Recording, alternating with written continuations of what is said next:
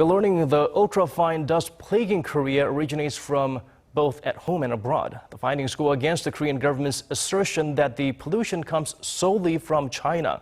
Shin Se-min has more on the rude awakening. Men and women, young and old, line up for checkups. It's an increasingly common sight in pulmonology wards across Korea, given the worsening air quality around the nation.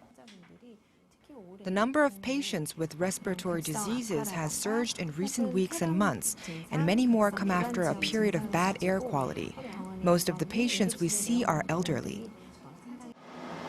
A study by the Korea Environment Institute found that the number of inpatients with respiratory diseases rises more than 1% on days of elevated fine dust levels.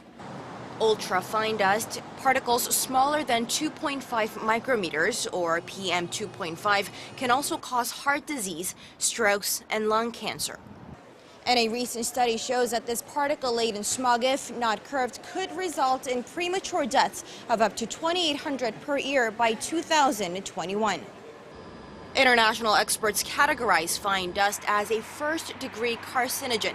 A joint study by Greenpeace and Harvard University found 30 to 50% of the smog in Korea is due to China's industrialization and the resulting fine dust and yellow sand.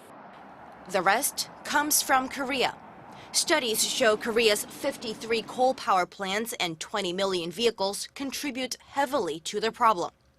For one, that thick layer of smog in Seoul largely comes from Korea's west coast, where half of the nation's coal plants are concentrated.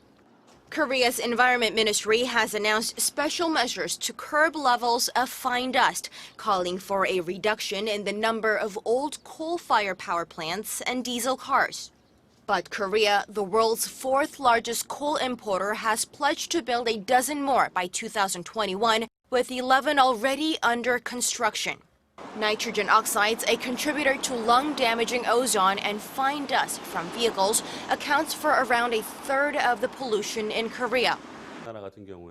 Outdoor incinerators, oil refineries and painting facilities all contribute to air pollution. It's just that there's no definitive measurement to determine the level of danger just yet. Experts are urging the government to grasp the causes of the air pollution and come up with carefully considered response measures.